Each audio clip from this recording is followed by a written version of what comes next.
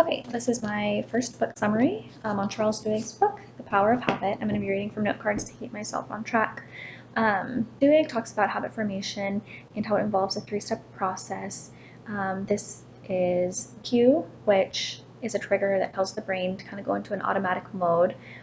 Routine can be physical, mental, or emotional, and the third part is reward, which helps the brain to determine if this is something that's worth remembering in the future. So the habits are formed because the brain is constantly looking for ways to save effort and become more efficient. And this allows us to kind of go through the motions without consistently thinking.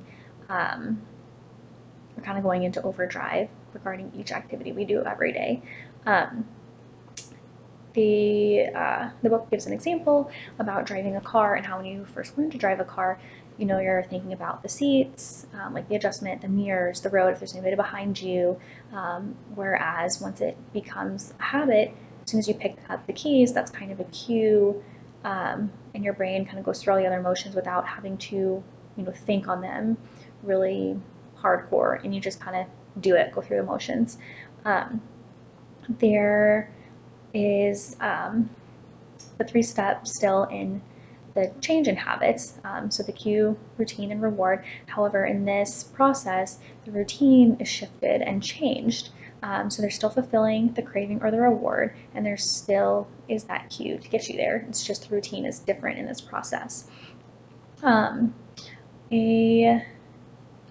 important factor that I like that they talked about initially related to AA meetings, but the fact that there is a belief in a higher power. And Duhigg discusses that this is not necessarily belief in God, but belief itself, and the fact that people need the capacity to believe that things can change, they will get better, and that they are capable of creating better habits for this example specifically.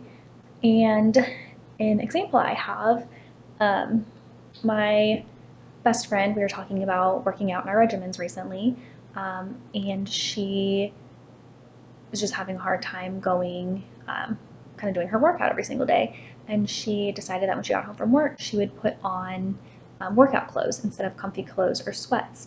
And this kind of became her cue that as soon as she did that, she would either go for a run or go to the gym, do some sort of workout, and she would get that reward at the end of the kind of two rewards, I guess, kind of a short-term reward of the satisfaction of having completed the workout, and then long-term reward of staying in shape and staying fit.